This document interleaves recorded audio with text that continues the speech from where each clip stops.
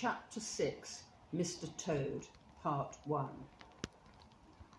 It was a bright morning in the early part of summer.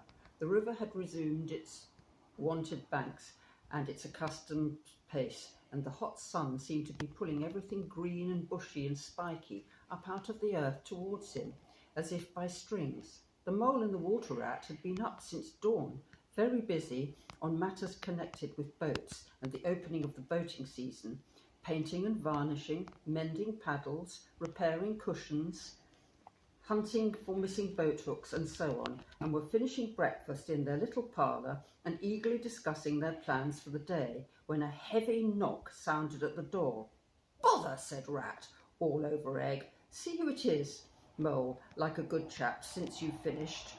The Mole went to attend to the summons, and the Rat heard him utter a cry of surprise. Then he flung the parlour door open and announced with much importance, "Mr. Badger." This was a wonderful thing indeed, that the Badger should pay a formal call to them, or indeed to anyone. He generally had to be caught if you wanted him badly, and be slipped quietly along the hedgerow of an early morning or late evening, or else hunted up in his own house in the middle of the wood, which was a serious undertaking. The Badger strode heavily into the room and stood looking at the two animals with an expression full of seriousness. The Rat let his egg spoon fall on the tablecloth and sat open-mouthed. "The hour has come," said Badger at last, with great solemnity. "What hour?" asked Ratty uneasily, glancing at the clock on the mantelpiece. "Whose hour?" "Or should we rather say," replied the Badger, "why, Toad's hour, the hour of Toad. I said I would take him in hand as soon as the winter was well over, and I'm going to take him in hand today." "Toad's hour, of course," cried Mole delightedly. "Hooray! I remember now. We'll teach him to be a sensible Toad.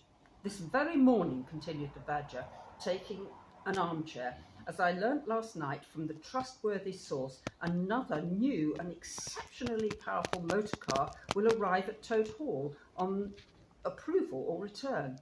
At this very moment, perhaps, Toad is busily arraying himself in those singularly hideous habiliments so dear to him, which transform him from a comparatively good-looking toad into an object which throws any decent-minded animal that comes across it into a violent fit.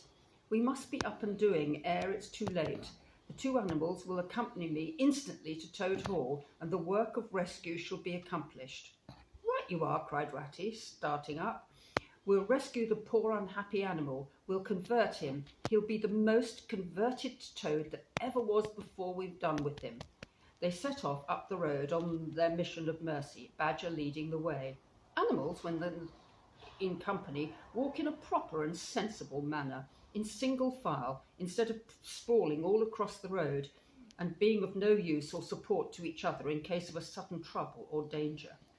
They reached the carriage drive of Toad Hall to find, as Badger had anticipated, a shiny new motor car of great size, painted a bright red, Toad's favourite colour, standing in front of the house. As they neared the door, it was flung open, and Mr. Toad, arrayed in goggles, cap, gaiters, and enormous overcoat, came swaggering down the steps, drawing on his gauntleted gloves.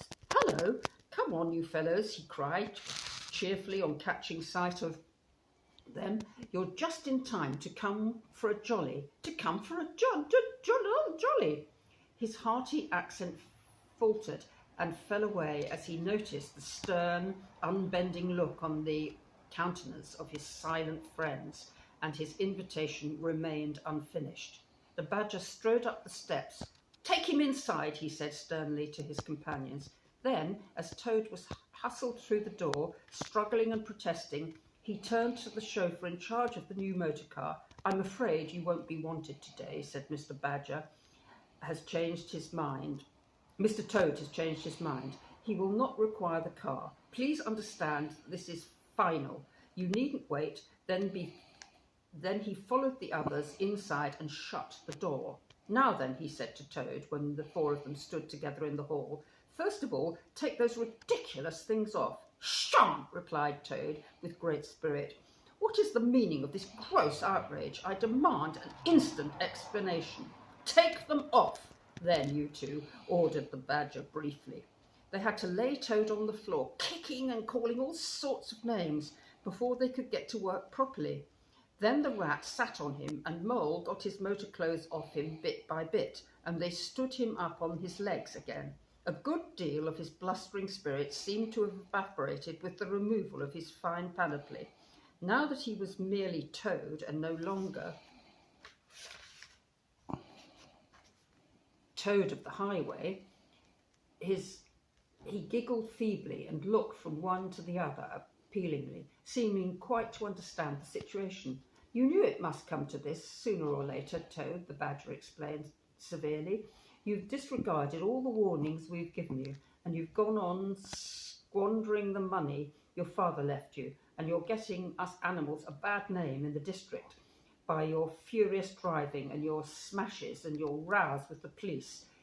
Independence is all very well, but we animals never allow our friends to make fools of themselves beyond a certain limit, and that limit you've reached. Now, you're a good fellow in many respects, and I don't want you to be too hard on you. I'll make one more effort to bring you to reason. You will come with me into the smoking room, and there you will hear some facts about yourself, and we'll see whether you come out of that room the same Toad that you went in. He took Toad firmly by the arm, led him into the smoking room, and closed the door behind them. That's no good, said Rat contemptuously. Talking to Toad will never cure him. He'll say anything. They made themselves comfortable in the armchair and waited patiently. Through the closed door, they could just hear the long, continuous drone of Badger's voice, rising and falling in waves of oratory, and presently they noticed that the sermon began to be punctuated with intervals by long-drawn sobs, evidently proceeding from the bosom of Toad, who was a soft-hearted and affectionate fellow, very easily converted for the time being to any point of view. After some 3/4 of an hour, the door opened and the badger reappeared, solemnly leading by the paw a very limp and dejected Toad. His skin hung baggily about him, his legs wobbled, and his cheeks were furrowed by the tears so plentiful called forth by the badger's moving discourse. Sit down there, Toad, said Badger, kindly pointing to a chair. My friends, he went on, I am pleased to inform you that Toad has at last seen the error of his ways. He is truly sorry for his misguided conduct in the past, and he has undertaken to give up motor cars entirely forever. I have this solemn promise to that effect. That is very good news, said Mole gravely. Very good news indeed, observed Rat dubiously. If only. He was looking very hard at Toad as he said this, and could not help thinking he perceived something vaguely resembling a twinkle in the animal's still sorrowful eye. There's only one thing more to be done, continued the gratified badger. Toad, I want you to solemnly to repeat before your friends here what you fully admitted to me in the smoking room just now. First, you are very sorry for what you've done, and you see the folly of it all. There was a long, long pause. Toad looked desperately this way and that, while the other animals waited in grave silence. At last,